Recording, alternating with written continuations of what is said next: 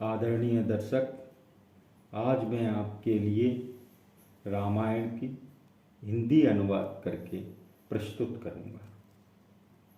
बोलो भगवान श्री रामचंद्र जी महाराज की जय। बोलो हनुमान जी महाराज की जय।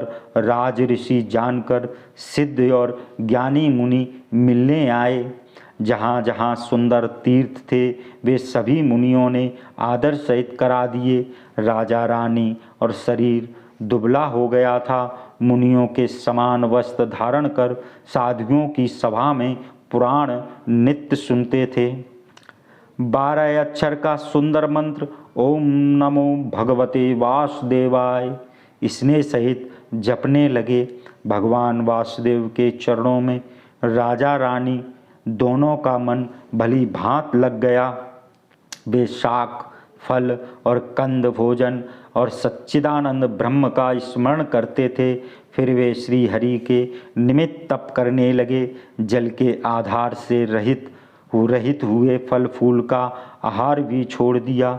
मन में सदैव यह इच्छा होने लगी कि उन पर प्रभु का नेत्रों से साक्षात दर्शन करें, जो निर्गुण अनंत और अनादि है, और ब्रह्मवादी पुरुष जिनका सदैव ध्यान करते हैं, जिन प्रभु को वेदों ने नेत्य नेत्य कहकर निरूपण किया है, जो सर्वदा आनंद स्वरूप उपाधि रहित और अनुपम हैं, जिसके अंश से उनके जिन अनेक शिव ब्रह्मा और हरि भगवान उत्पन्न होते हैं, ऐसे भगवान सेवक के वश में हैं। अपने भक्तों के निमित्त लीला करने के लिए शरीर का धारण करते हैं।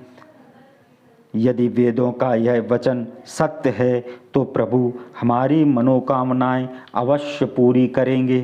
इस प्रकार 6000 वर्ष जल के आहार से तप करते बीत गए।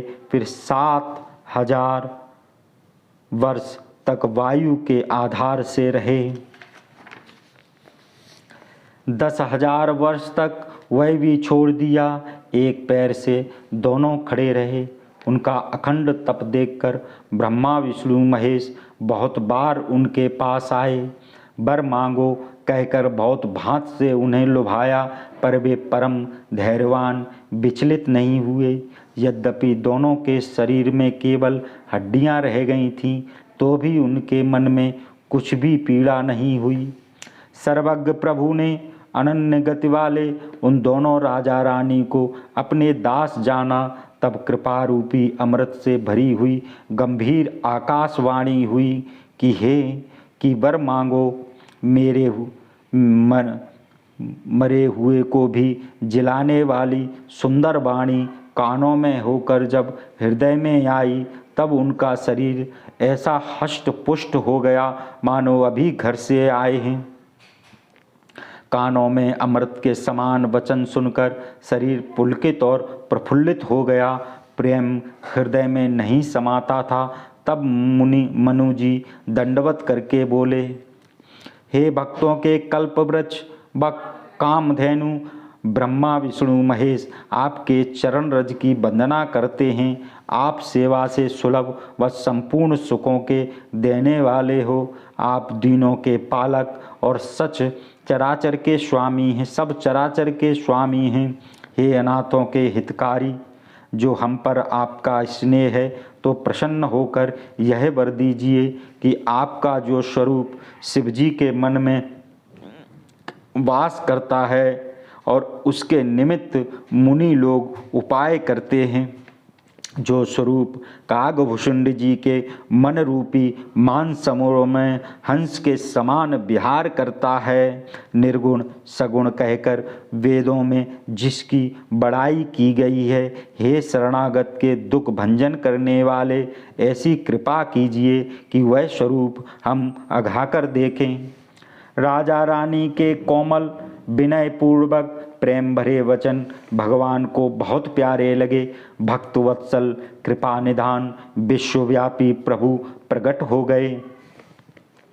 नील कमल नीलमणि और नील घटा वाले मेघ के समान श्याम शरीर की शोभा को देखकर करोड़ों कामदेव लज्जित हो जाते हैं। उनका मुख शरद पूर्ण के चंद्रमा की कांति के समान छवि की सीमा स्वरूप था और सुंदर कपोल, ठोड़ी तथा शंख के समान 3 रेखाएं वाली सुंदर ग्रीवा थी। होठ, दांत और नाक सुंदर थे। चंद्रमा की किरणों को नीचा दिखाने वाली मनोहर हंसी थी।